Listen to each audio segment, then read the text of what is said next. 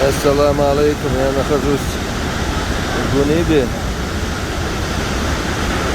Вчера в горах выпал снег, очень много дождя, и плотина сбрасывает воду. Перебор, как говорится.